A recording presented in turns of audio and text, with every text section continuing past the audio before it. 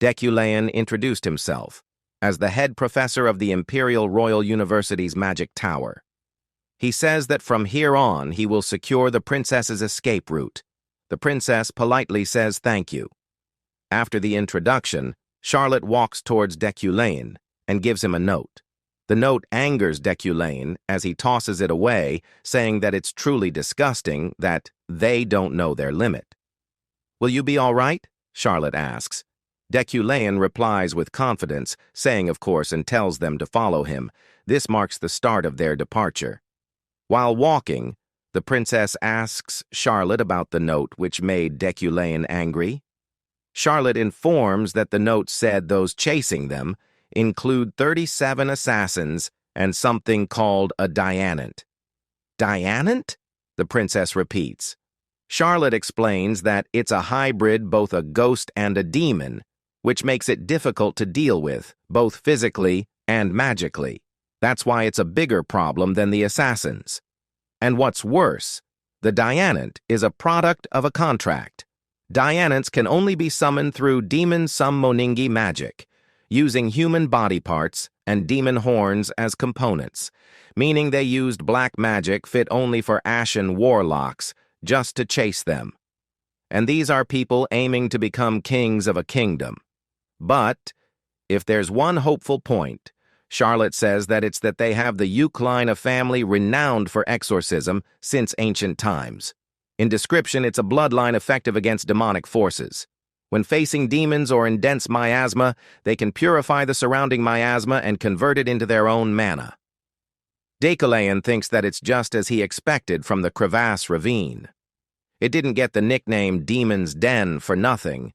The miasma is so thick that one can feel it on their skin. Ordinary people would find even breathing painful here, but for him, it's advantageous. Thanks to the abundance of miasma around, he can temporarily achieve Tier 4 mana quality. Mana quality is such an important factor that even a single tier can determine a mage's class. Mana quality is divided into 10 tiers. Ordinary people are usually Tier 9 to 10. At Tier 7 or higher, one can attempt to become a mage or knight. From Tier 5, the number of people drops dramatically. Most famous figures on the continent are Tier 3-4. Tier 1 is a symbolic concept reserved for gods. Even Tier 2 includes only people like Zekdan of Berkt, the Imperial Guardian Knight, Gefrid, the Archmage Demakan, and the Chancellor, Adrine, only 4 people in total. With Deculain's mana now boosted to Tier 4, he can easily handle a Dianant. Charlotte asks whether they can't go a bit faster. "Are you so impatient that it clouds your judgment, Charlotte?" Deculain asks. He tells her to stay calm, and this is the best pace. Rushing could risk getting addicted to the miasma. The princess also tells Charlotte not to be anxious, because everything will be fine. Charlotte realizes and admires that the princess truly has such a warm heart. She must be more nervous and anxious than anyone, yet she's still trying to comfort her subordinates. Charlotte vows that she will never allow harm to come to Her Highness, and if such an opportunity arises, she is inclined to risk her life.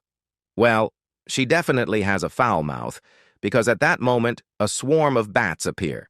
Everyone takes positions to fight, but Deculain declares that he will handle it alone. In a blink of a moment, he takes all the bats in one go.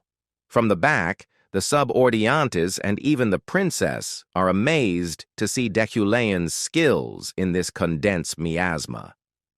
The attack of bats doesn't stop there. It keeps on coming. But the subordiantes were able to handle it. Meanwhile, Deculain notices some people on top of a cliff. Those people warned Deculain and the others not to come any closer, or else their limbs will be shattered. As the assassin group surrounds them, Deculain tells Charlotte to take the princess and head to the Urin Republic first. As Charlotte hesitates, Deculain tells her not to worry about him and move. He shows a little demonstration of his power. As Deculain points his staff at the assassin group, a huge explosion occurs, and Deculain uses telekinesis to cut all the enemies. Seeing this, Charlotte gets convinced that Deculine can handle himself. As she is about to leave with the princess tells her to look over there. Charlotte turns and sees a black, ominous creature standing on the cliff. The princess shouts, "What is that?" Charlotte tells that it's a Dianant. Deculine tells them to leave quickly. Charlotte resists, saying that he won't be able to handle all on them alone. Ron tells Charlotte to leave as he will stay here to help Deculine. Charlotte stays silent. Deculine tells her she don't need to feel bad, and he will send some wood-steel guards to escort them. Seeing no option, Charlotte says her farewell and grabs the princess' hand and starts to run. The Dianant sends some assassin after that and says he wonders how far they can run. Deculine tells the Dianant that he should rather worry about him. The Dianant glares and says, "Arrogant mage, you can't kill me with wood steel that contains no mana. The same applies to magic. In the crevice canyon, magic will be dispersed by the demonic energy." Deculine gets that he is overconfident, however what the Dianant said is true.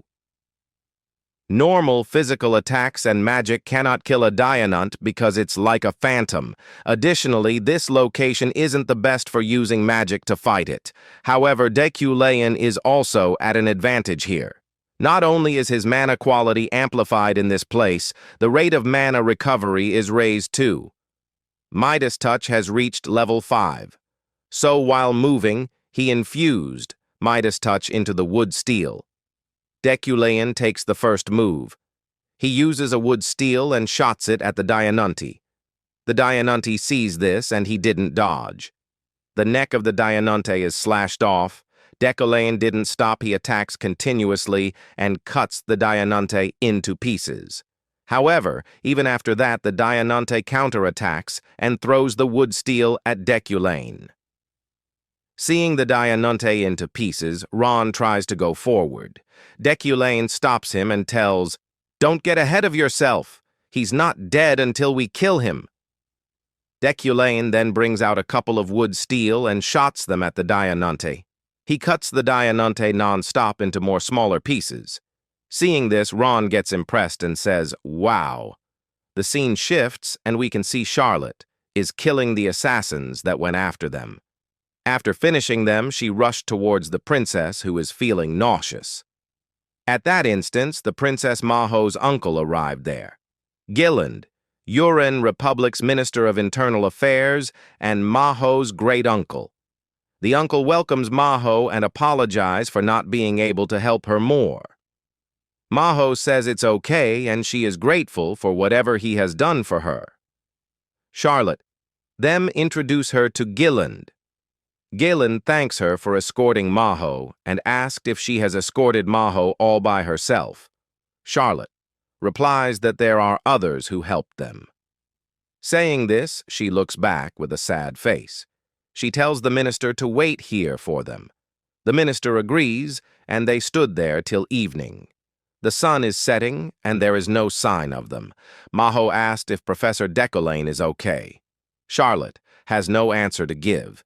As it's getting too late, the minister tells Manhwa that they should go now. As they are about to enter the city, at that time, Charlotte shouts that Deculine is back. Ron and Deculine has come here unharmed. Seeing them, Charlotte and Manhwa rush to greet them. After escorting them safely, Deculine says that he will be returning now. Charlotte gets shocked and asked if he don't need to rest. Deculine replies, "Don't need it." Now that the work is done, get the details from Ron. Saying this, he starts to walk away. Seeing him leaving, Charlotte recalls that, at first, she thought Deculine was picking a fight, but Deculine truly risked his life to help her and the princess. He faced danger alone and helped them escape. Charlotte feels guilty for not thanking him properly, so she tries to shake her hand with Deculine, but Deculine refused her handshake, saying that her hand is dirty. Charlotte gets frustrated, however, while Deculine is leaving. She thanks him from the bottom of her heart and says she will repay this debt of his. Deculine saying nothing, he just waves his hand and leaves. As he leaves, the system panel appears. It says that the independent quest is complete, and Deculane's mana increases by 30, and he got 4 shop currency. Later at night at the minister's office, Charlotte comes to the minister office room and sits on the sofa. She is worried why the minister has called her. Gillen gets closer and tells Charlotte not to get surprised by hearing what he says. He says that the Grand Duke wishes for the princess to be his successor. Hearing this, Charlotte gets so shocked that she didn't utter a single word for a couple of seconds. Later she asks, "What do you mean? Are you saying Her Highness could inherit the Grand Duchy?" Gillen replies, "Yes," and says, "The Grand Duke likely had this in mind even before Maho sent that letter. He seems to have held that intention all along. I suppose his grandson didn't seem very trustworthy. In any case, this is still a secret. Only the Grand Duke, myself, and you know this." Charlotte wonders if this can really happen.